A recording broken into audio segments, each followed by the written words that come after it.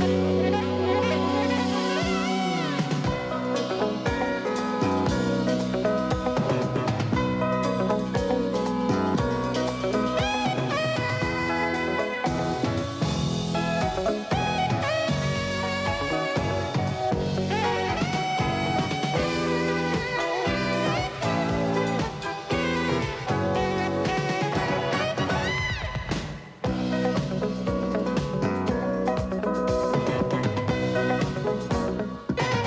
not afraid of the man who wants 10 nuclear weapons, Colonel. I'm terrified of the man who only wants one.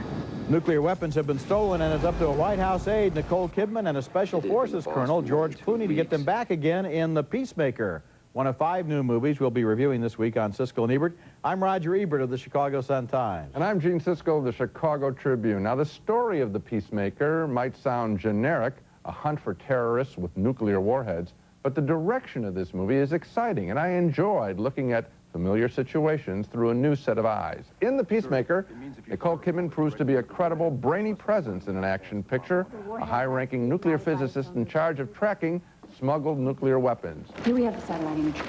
This is the 2 trains approaching, and here's the collision itself. Now check out the field of regard. These 2 shots are at the same height because they occurred at the same time. Look at the blast.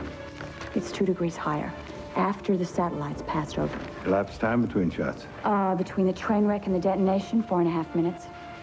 Somebody set that nuclear weapon off. This was a terrorist act.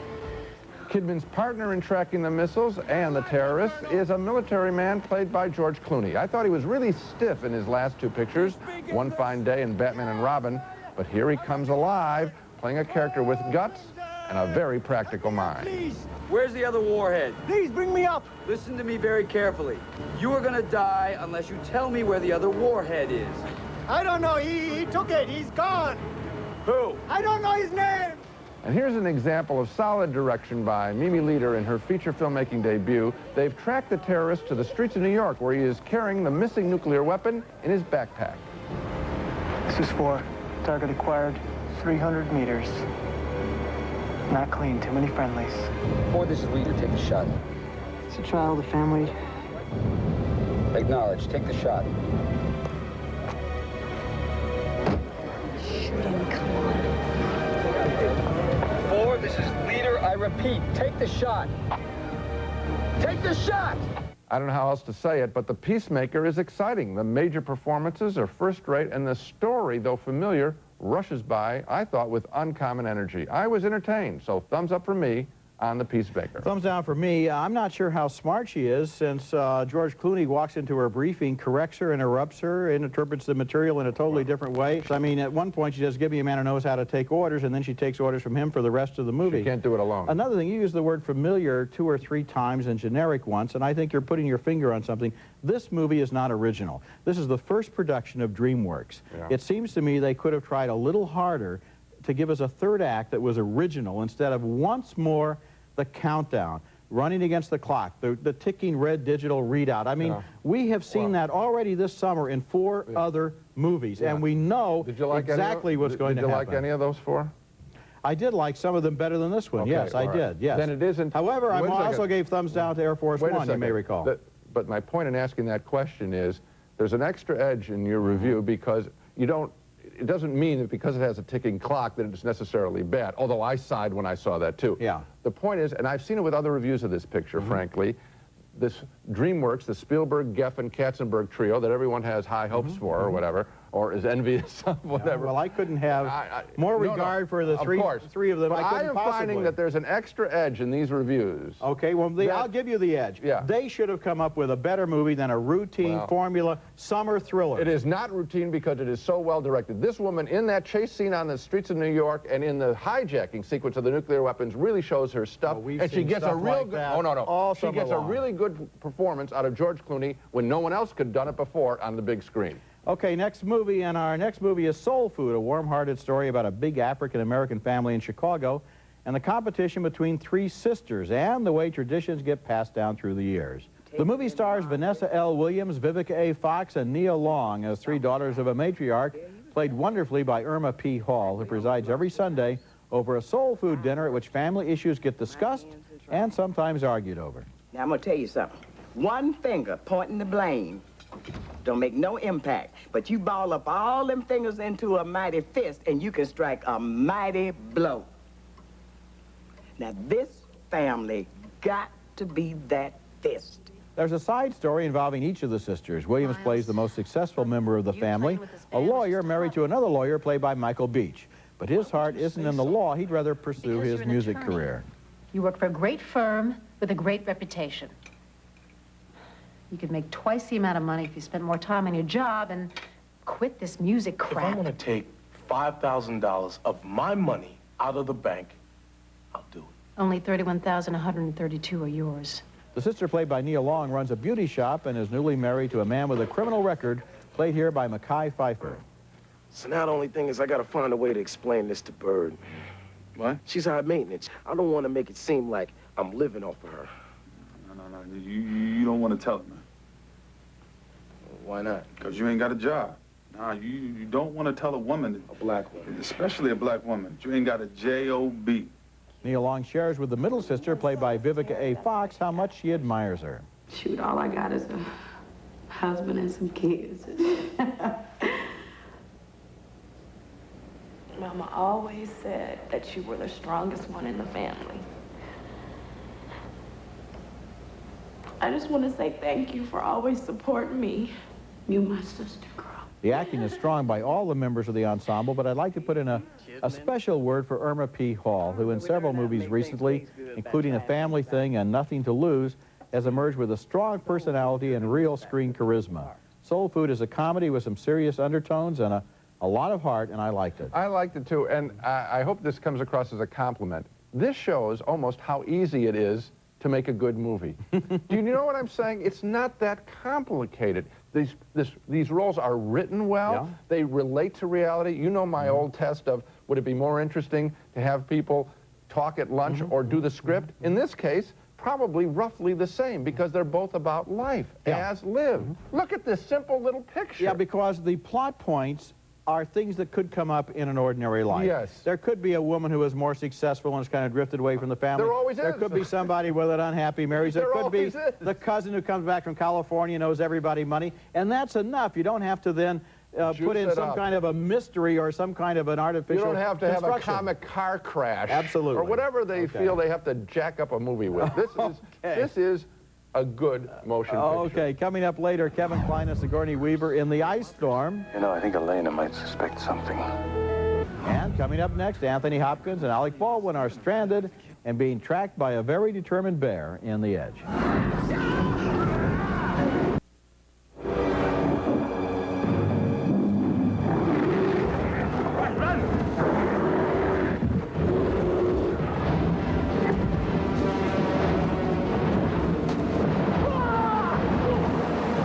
Billionaire executive Anthony Hopkins there ventures out into the Alaskan wilderness with two threats at his throat, a wild bear and a photographer played by Alec Baldwin, who has designs on Hopkins' wife. In The Edge, a thriller that ends up being less profound, I think, than it would like to be, because it didn't matter to me how it ended. As the film begins, it's brains versus beauty, sort of, as the brainy Hopkins, married to a fashion model played by model Elle McPherson, goes on a camping trip with handsome Alec Baldwin, who is in the wilderness to photograph Hopkins' wife. Here the plane carrying Hopkins, Baldwin, and his assistant to a remote location has just crashed. I once read an interesting book. It said that most people lost in the wilds, they die of shame. What? Yeah. See, they die of shame. What did I do wrong? How could I have gotten myself into this? And so they sit there and they die. Because they didn't do the one thing which would have saved their lives. And what is that, Charles? Thinking. The script of The Edge was written by David Mamet, and his dialogue is the best thing in the picture, the dialogue between two strong-willed men. It's refreshingly direct. What do you mean? Why would I want to kill you, Charles? Why would I want to do that? For my wife. For Mickey? Yeah. That's a bizarre way to meet girls. But once the battle between the men is joined, The Edge loses its edge. Plot contrivances abound, and here's where it simply didn't matter to me who emerged from this mano-a-mano victorious, or this mano-a-claw as the bear attacks.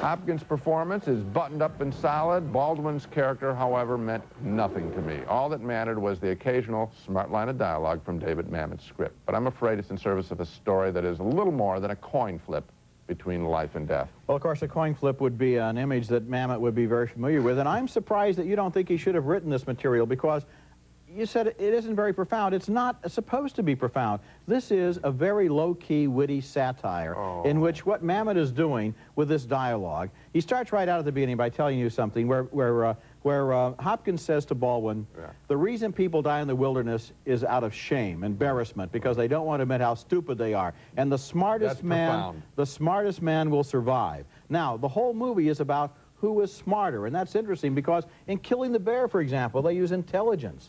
They don't have a gun. They can't shoot the bear. Roger. And so throughout the movie, it's just like almost like the mirror image of the usual wilderness story. I would just say just the opposite of you in the sense that Mamet can't help but write profound dialogue, Roger. He's that smart, and the sentence that you gave is profound. And so the story that I'm watching is anything but that. It's kind of cornball, I think. Two people and a bear in the wilderness. Now, what's wrong with that?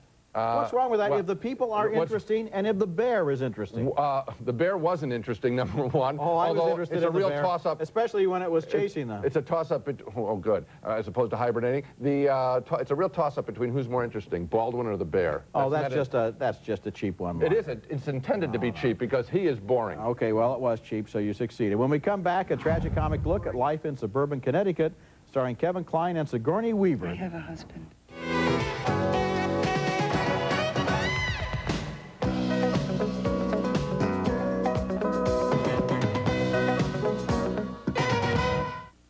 Thank you for this Thanksgiving holiday, and for all the material possessions that we have and enjoy, and for letting us white people kill all the Indians and steal their tribal lands and stuff ourselves like pigs, even though children in Asia are being napalmed. Jesus, enough, all right. Anger and discontent simmer under the surface as a suburban Connecticut family gathers for Thanksgiving dinner in 1973 in The Ice Storm, the new movie by Ang Lee, based on the novel by Rick Moody. And of course, Ang Lee made Sense and Sensibility and The Wedding Banquet. The parents there are played by Kevin Kline and Joan Allen, whose marriage is on the rocks, and the children are Tobey Maguire, just back from boarding school and wishes he wasn't there at all, and Christina Ricci, whose alienation has been channeled into sexual experimentation. On the sex information front, the kids and their parents are completely out of touch, as this heart-to-heart talk between Kline and Maguire illustrates. Anyway, if you're worried about anything at all, just feel free to ask, and we'll look it up. Allen probably suspects that her husband is having an affair, and she's right. He gets together the next afternoon with his neighbor, Sigourney Weaver. The guy talks non-stop throughout the entirety of the miserable 18 holes on topics that are the supposed domain of my department. Yeah? You're boring me. I have a husband. I don't particularly feel the need for another. The sexual revolution is in full swing in the early 70s as these suburbanites learn about a new fad, a key party. The men put their car keys in a bowl, and at the end of the evening, the women line up and fish them out, and whoever's they've got, they go home with. The Ice Storm is like a high-wire act which balances all at the same time, tragedy, comedy, and satire. It seems completely realistic at times, and at other times, it slips in wicked dialogue that exposes its characters as shallow, preoccupied, and overwhelmed by the latest mantras of political correctness. Yet human hearts and feelings beat beneath their bourgeois superficiality, and by the end of the film, we care very deeply about what's happened, in its writing and direction, and in the way the cast handles the tricky nuances of this material and the direction changes. The Ice Storm is one of the year's best movies. I thought so too, Roger, and I want to focus on the word you used properly, nuances. We don't see too many movies that have nuances like this, that have subtext. And I felt a real sadness at the end of this picture in this way, because I saw the human condition of a lot of people put on the screen. The kids and the parents are out of touch. The father comes home, he says, "I'm back." The son says, "Were you away?" He doesn't know that his father's been away on a business trip. The parents are using sex as a substitution for communication. Yes. The kids see it, and they try to use sex, too, but they don't know what they're doing. Usually in these pictures, it's either the parents who are the right and the kids are wrong, or the reversed, right? But they're all stuck.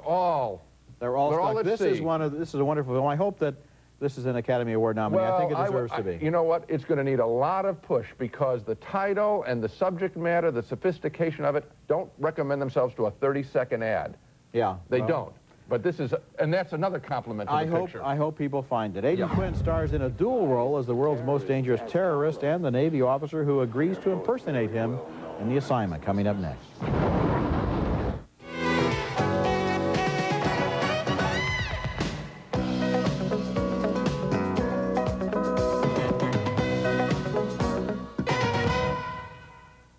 Our next film is a thriller about the attempted capture of the international terrorist known as the Jackal, who was the object of a real worldwide manhunt in the 1970s. A high-ranking CIA officer, played by Donald Sutherland, has a plan. He wants to train a look-alike Jackal, played by Aidan Quinn, to pretend to be the real Jackal, and thus place the pseudo-Jackal in a compromising position. The governments of most of the countries in the free world have been trying to get Carlos for the past 10 years. And they have come up with absolutely nothing, because there's really only one way to get him, which is to say there is exactly only one person in the whole world who can get him. Here's an example of the psychological warfare that Sutherland uses on his supposed ally, Quinn. How do you think it's going to look in your jacket? Your country came to you requesting help and you turned it down? Not exactly promotion material. You know what I mean? The plot becomes more complicated when pretending to be the cold-hearted Jackal affects the way Quinn behaves at home with his wife, Claudia Ferry. People are killing out there, and I'm one of them. I've murdered people. Not clean and surgical, firing a missile from some sub, but close with a gun so that their brains splattered on me.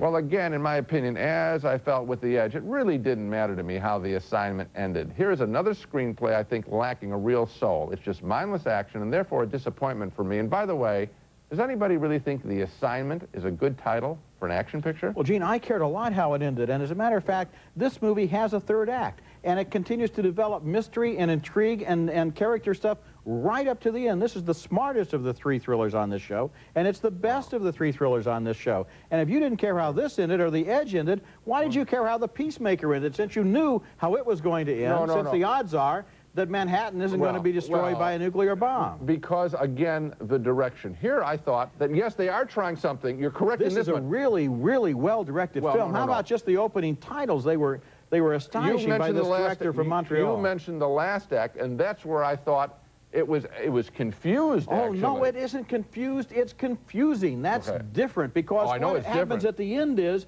you have two people who both could be the other one. It's like, this is like the ultimate extension of Face Off. What I'm saying is there should have been a more narrative drive in that final sequence, and it wasn't there. I thought there was. I thought at the end of the movie my intelligence was not insulted. I walked out of the theater still trying to figure out exactly what the implications of everything were. This is a good movie. If you were still trying to figure out, I guess I would have liked to see it resolved. No. I was happy not to have it resolved in that sense. I wasn't. When we come back, the story of Selena is out on video, and it's Roger's Video Pick of the Week. Siskel and Ebert's Video Pick of the Week is brought to you by Nestle Raisinets. At the movies or at home, Raisinets. My video pick this week is Selena, the story of a young Mexican-American from Corpus Christi who was just tasting stardom when her life was cut short. Jennifer Lopez, a rising young star, gives a terrific performance in the movie. There's a lot of music in the film, with Lopez lip-syncing recorded hits as in this performance of one of Selena's signature songs.